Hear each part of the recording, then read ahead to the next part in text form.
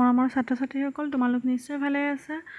আজিৰ ভিডিঅ'ত মই তোমালোকলৈ লৈ আনিছোঁ 2018 চনৰ গ্ৰামাৰ পাৰ্টৰ কেইটামান কুৱেশ্যন। গতিকে তোমালোকে ভিডিঅ'টো শেষলৈকে চাবা। ইয়াৰে প্ৰথমটো হৈছে তলৰ যিকোনো 5টা প্ৰশ্নৰ উত্তৰ লিখা। ক নম্বৰটো আছে তলত দিয়া যিকোনো দুটাৰ ব্যাস বাক্যসহ সমাসৰ নাম লিখা। গতিকে ইয়াত দিয়া আছে যিকোনো দুটা ব্যাস বাক্যসহ সমাসৰ নাম লিখা। এতিয়া সমাসৰ নাম লিখিবলৈ কৈছে। কি দিছে? তলসৰা, নিশাচৰ, সিংহাসন, দেৱালয়। মই তোমালোকক সমাস পাৰ্টটো বুজাওঁতে এই বিষয়ে ভালকৈ কৈয়ে গৈছোঁ। গতিকে ইয়াৰ উত্তৰসমূহ তোমালোকে চাই যাবা। তলসৰা হ'লে কি হ'ব? তলত সৰা, আৰু এইটো হৈছে তৎপুৰুষ সমাস।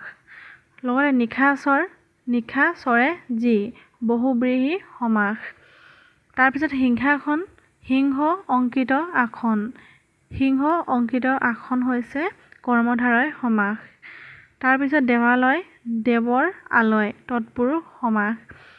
তোমালোকে এইবোৰ বহীত নোট কৰি যাবা।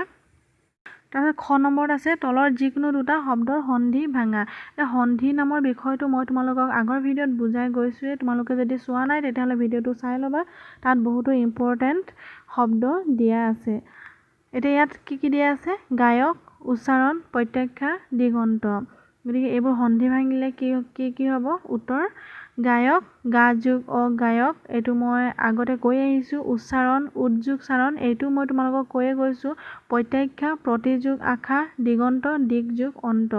গতিকে এই সকলোবোৰ মই আগত তোমালোকক সন্ধি নামৰ বিষয়টো বুজাওঁতেই ভালদৰে বুজাই গৈছোঁ। গতিকে তোমালোকে সেই ভিডিঅ'টো ভালদৰে চাই যাবা আৰু লগতে এইবোৰ বহীত নোট কৰি যাবা।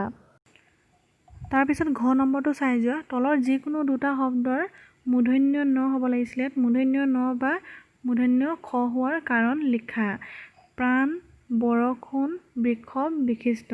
গতিকে ইয়াত মূৰ্ধন্য ন আৰু মূৰ্ধন্য খ হোৱাৰ কাৰণ লিখিবলৈ কৈছে যিকোনো দুটা। তোমালোকক মই আগৰ নট্যবিধি আৰু ক্ষত্ৰবিধিত ইয়াৰ বিভিন্ন নিয়মাৱলীসমূহৰ বিষয়ে আলোচনা কৰিছোঁ। গতিকে তোমালোকে নট্যবিধি আৰু ক্ষত্ৰবিধিৰ ভিডিঅ'টো চাই ভালদৰে বুজি ল'বা। প্ৰাণত মূৰ্ধন্য ন কেলে হৈছে? ৰি, ৰ, খ আৰু দন্তীয় নৰ মাজত স্বৰবৰ্ণ থাকিলে শেষৰ দন্তীয় নটো মূৰ্ধন্য ন হয়। তাৰপিছত বৰষুণত মূৰ্ধন্য খ আৰু দন্তীয় নৰ মাজত স্বৰবৰ্ণ থাকিলে শেষৰ দন্তীয় ন মূৰ্ধন্য ন হয়। তাৰপিছত বৃষভত মূৰ্ধন্য খ হোৱাৰ কাৰণটো হৈছে অভিন্ন অন্য স্বৰবৰ্ণ ক অথবা ৰকাৰৰ পিছত প্ৰত্যয়ৰ দন্তীয় হটো মূৰ্ধন্য খ হয়।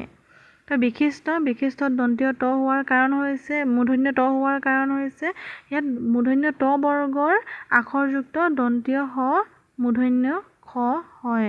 গতিকে তোমালোকে এইবোৰ ভালদৰে চাই যাবা। বিশিষ্টত মূৰ্ধন্য খ হোৱাৰ কাৰণ হৈছে ত বৰ্গৰ আখৰযুক্ত দন্তীয় হ মূৰ্ধন্য খ হয়। এইবোৰ মই তোমালোকক আগতে ভালদৰে বুজাই গৈছোঁ। তোমালোকে ভালদৰে চাই যাবা। আৰু তাৰপিছত আছে এটা শব্দত প্ৰকাশ কৰা। এটা শব্দত প্ৰকাশ কৰা যিকোনো দুটা কৰিবলৈ দিছে। যাৰ একোৱেই নাই হ'ব লাগে। যাক বুজিব পাৰি, মাটিৰ নিচেই সৰু টেকেলি, চেলেকি খোৱা বস্তু। গতিকে এইটো এটা শব্দত প্ৰকাশ কৰা 4টা অপশ্যন দিছে। ইয়াৰ ভিতৰত দুটা কৰিব লাগিব। তাৰপিছত তলৰ যিকোনো দুটা শব্দত কি প্ৰত্যয় লগ লাগিছে ভাঙি দেখুওৱা। এইটো প্ৰত্যয়, এইটো মই তোমালোকক আগতে ভালদৰে বুজাই গৈছোঁ। তোমালোকে মোৰ আগৰ ভিডিঅ'সমূহ ভালদৰে চাবা। আৰু যদি কিবা বুজি নোপোৱা তেতিয়াহ'লে মোক কমেণ্ট বক্সত কমেণ্ট কৰি জনাবা। দয়ালু, অসমীয়া, অনাতাঁৰ, সাধুতা, ইয়াত কি প্ৰত্যয় লগ লাগিছে ভাঙি দেখাবলৈ কৈছে। গতিকে উত্তৰসমূহ চাই যাবা। আৰু মই পিছৰ ভিডিঅ'ত এনেদৰেই আগৰ কুৱেশ্যন পেপাৰৰ গ্ৰামাৰ পাৰ্টৰ কুৱেশ্যনৰ আনচাৰৰ সৈতে তোমালোকক দি যাবলৈ চেষ্টা কৰিম। গতিকে তোমালোকে মোৰ চেনেলটো যদি ছাবস্ক্ৰাইব কৰা নাই তেতিয়াহ'লে ছাবস্ক্ৰাইব কৰি পিছৰ ভিডিঅ'বোৰ পাই থাকিবৰ কাৰণে বেল বাটনটো ক্লিক কৰি অল কৰি ৰাখিবা। গতিকে ইয়াত কি হ'ব?